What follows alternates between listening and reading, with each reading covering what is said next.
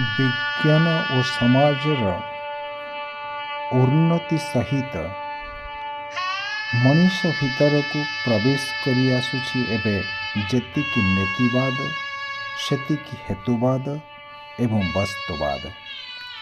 किंतु हाँ तत्सहित भगवत विश्वास थाऊ बा न थाऊ ततोधिक मंदिर प्रतिष्ठा दृष्टिगोचर होउछि।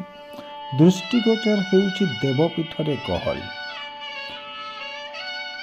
एवं पूजार्चना आजिकाली भक्ति नैवेद्य अर्पण कि नुहे कहिबा बाहुल्य, किंतु एक वृत्ति हो जाइछि। से वृत्ति को मु प्रोत्साहन दउछि कि नाही से अलगा कथा, किंतु सेही वृत्तिर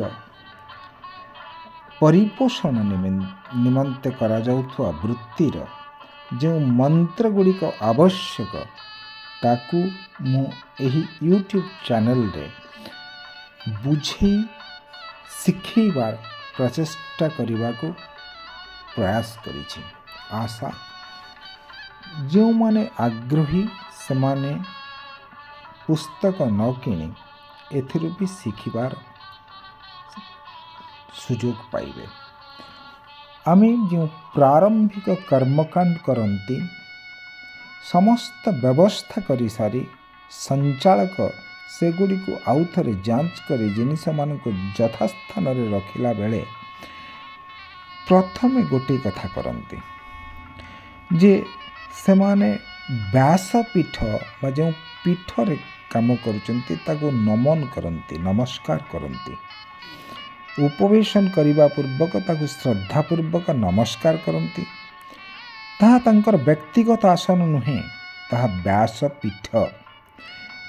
द्वितीय रे से माने गुरु वंदना करिथांती, तृतीय रे सरस्वती को वंदना करिथांती एवं चतुर्थ रे व्यास वंदना करिबा सह साधना आदि पवित्रीकरण करिथांती। आमे अंतत ए चारोटी को वर्तमान शिखिबा। गुरु व्यक्ति नुहंते, से गोटे दिव्य चेतनार प्रवाह, ईश्वरंकर एक अंश। तेणु आमे प्रथमे गुरु वंदनाटी एहिपरि भावरे ज्ञान करिबा उचित। ओं ब्रह्मानंदं परम सुखदं केवलं ज्ञानमूर्तिं दन्दातीतं गगनसदृशं तत्त्वमस्यादिलक्ष्यम् एकं नित्यं विमलमचलं सर्वधिसाखीभूतं भावातीतं त्रिगुणरहितं सद्गुरुं तं नमामि। अखण्डानन्दबोधाय शिष्यसन्तापहारिणे सच्चिदानन्दरूपाय तस्मै श्रीगुरवे नमः। तत्परिवर्ती अवस्थारे सरस्वती वंदना कराजिबा आवश्यक।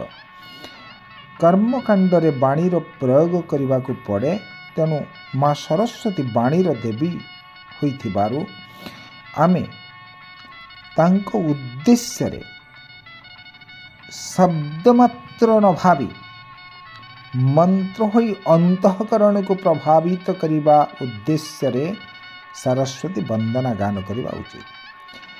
लक्ष्मीर्मेधाधरा पुष्टिः गौरीतुष्टिः प्रभाधृतिः एताभिः पाहि तनुभिः अष्टभिर्मं सरस्वती। सरस्वती नमो नित्यं भद्रकल्ये नमो नमः। वेद वेदांत वेदांग विद्यास्थानेभ्य एव च मातस्तदीयपद पंकज भक्तियुक्ता जे तं भजन्ति निखिलान् परान् विहाय ते निर्जरत्वमिह जन्ति कळेवरेण भूवर्णिवायु गगनम्बुविनिर्मितेन। एबे व्यासपीठरे बसी कर्मकांड संचालन भली गुरु दायित्व को ठीक भाव निर्वाह करने निज अंतःकरणर मन बुद्धि वाणी आदि को तदनुरूपे करने निमंते जाचंचा करा जाए। तेणु आमे व्यास वंदना करवा उचित। व्यासाय विष्णुरूपाय व्यासरूपाय विष्णवे नमो वै ब्रह्मनिधये वसिष्ठाय नमो नमः।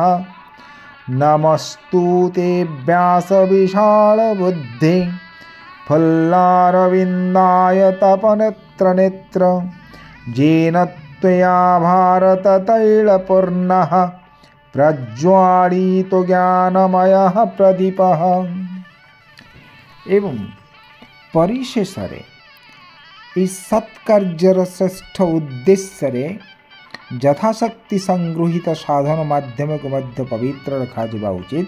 तेणु पवित्रीकरण निमंते जी सबू सेठारे स्वयं सेवक थिबे से जल कलश धरी ठिया होई मंत्र पाठ सहित कलश जल को पत्र फूल अथवा कुशरे सिंचन करिवे एवं सिंचित वस्तुगुड़िकर कुसंस्कार दूरे जाई सुसंस्कार प्रवेश करुछि बोली भावना करिवे। यज्ञ संस्कार भूमि पूजन प्राण प्रतिष्ठा पर्व आयोजन आदि प्रत्येक अनुष्ठान कर्म पवित्रीकरण करा जिवो। एबे साधनादि पवित्रीकरण मंत्र ओं पुनातीते परिस्तुतं सोम सूर्यस्य दूहिता वारेण सस्वतातना ओं पुनन्तो मदेवजनाः पुनन्तो मनसा धियः पुनन्तो विश्वभूतानि जातवेदः पुनिहिमां ओं जत्ते पवित्रमर्चिषि अग्ने विततमन्तरा ब्रह्मतेन पुनातु मां ओं पवमानः सो अद्यनः पवित्रेण विचर्षणिः जाह पोता स पुनातु मां ओं उभाभ्यं देवशवितः पवित्रेण सवेन